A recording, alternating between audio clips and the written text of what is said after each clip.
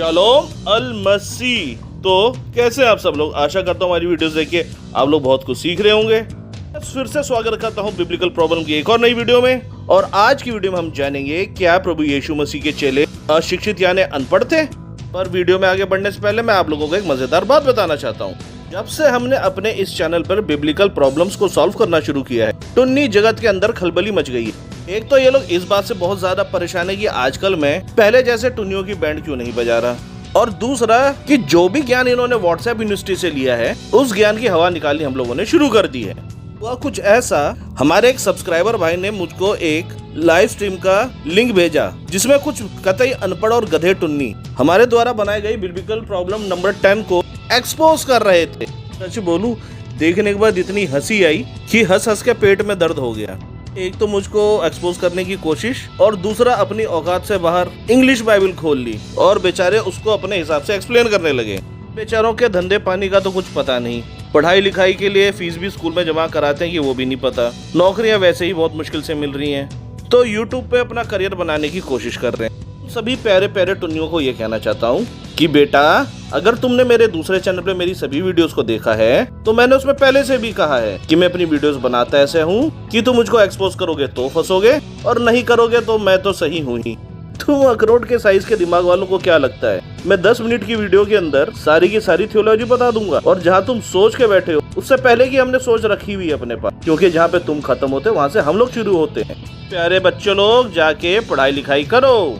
ये सारी बकवास बातें तो चलती ही रहेंगी। तो अब चलते हैं कुछ नया सीखने के लिए, और सारी आशीष और महिमा परमेश्वर के हाथ में देते हैं और शुरू करते हैं आज की वीडियो को।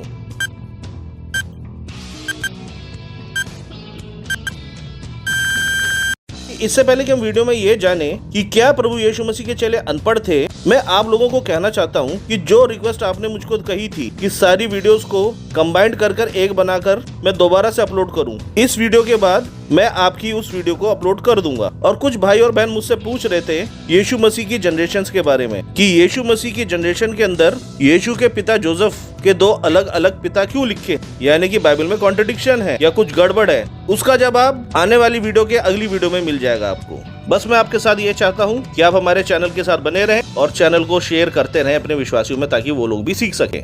कुछ एथिस्ट और कुछ मोमिन पार्टी के लोग गॉस्पल्स को गलत साबित करने के लिए और क्रिश्चियनिटी को डिबंक करने के लिए अपना एक तुरुप का इक्का फेंकते हैं और ये साबित करने की कोशिश करते हैं कि चेले तो अनपढ़ थे तो वो गॉस्पल्स कैसे लिख सकते हैं। तो सबसे पहला सवाल मोमिन्स के लिए कि आपके नबी भी अनपढ़ थे तो उन्होंने कैसे कुरान लिखी। और जो एथिस्ट लोग ये सवाल उठाते हैं उनके सवाल को भी आज हम डिबंक करेंगे।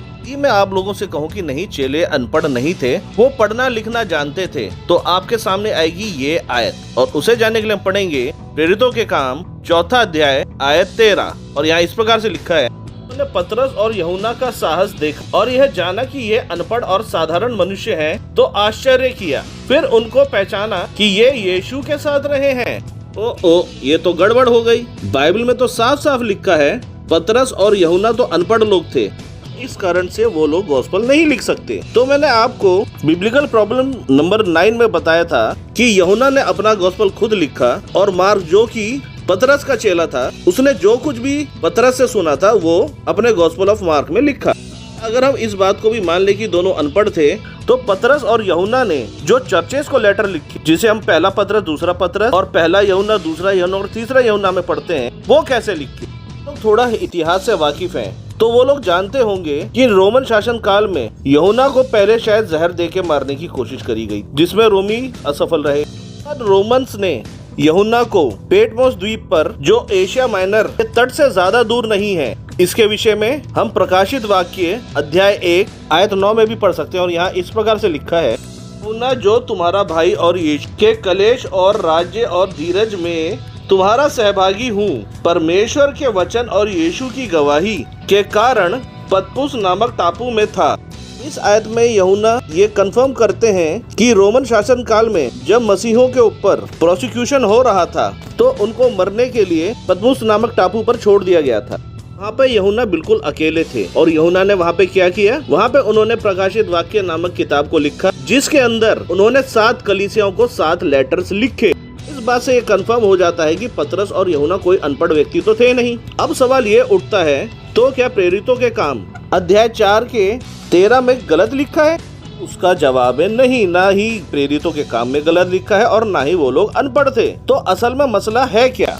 आप लोगों को बताना चाहता हूँ, इन दोनों ही वचनों में एक छोटा सा लूप है जिसका फायदा मसीही विरोधी उठाते हैं। वो मैं अब आपको समझाता हूँ। आपके स्क्रीन पर कुछ रेफरेंसेस को लगा रहा हूँ, इनको आप क्रॉस चेक करके देखिएगा। तो आप देखेंगे कि प्रेरित लोग ओल्ड टेस्टमेंट की आयतों को दनादन यूज कर रहे थे और अपने प्रचार को लोगों तक पहुँचा रहे थे। उन्होंने अपना प्रचार मंदिर के याजकों, सदूकियों और सरदारों के सामने किया तो वो लोग उनकी इस बात से चकित हो गए। उसके बाद 4 के 13 में वे लोग बोलते हैं, जब उन्होंने पतरस और यूहन्ना का साहस देखा और यह जाना कि ये अनपढ़ और साधारण मनुष्य हैं। गौर कीजिएगा, 2 बातें कही गई हैं यहाँ पे, अनपढ़ और साधारण मनुष्य। तो आश्चर्य किया, फिर उनको पहचाना कि ये मनुष्य यीशु के साथ रहते हैं। आपको इस दुविधा को और भी साधारण तरीके से समझाता हूँ कि एक बीए पास बंदा थियोलॉजी में डॉक्टरेट करे हुए बंदे के सामने खड़ा होकर प्रचार करता है और ऐसा प्रचार करता है कि सामने वाले बंदे हिल जाते हैं। तो डॉक्टरेट करे वाला बंदा इस बात से चकित होता है कि इस व्यक्ति ने तो सेमिनरी भी नहीं करी है और ये बाइबल के विषय में इतना कुछ कैसे जानता है। यानी कि दोनों की एजुकेशन अपने अपने स्थान पर अलग अलग है। और यदि आप यहूदियों के बारे में जानते हैं तो हर एक यहूदी सिनेगॉग में जाकर धर्मशास्त्र खोल के लोगों के सामने उसे पढ़ता भी था। इसके लिए उसको अक्षर ज्ञान का होना जरूरी था। तो यीशु के सभी अपोस्टल्स साधारण शिक्षा तो लिए हुए थे, पर उन्होंने धर्म ग्रंथों के अंदर मास्टरी नहीं करी थी और उन्होंने जो कुछ भी सीखा था वो यीशु से सीखा था।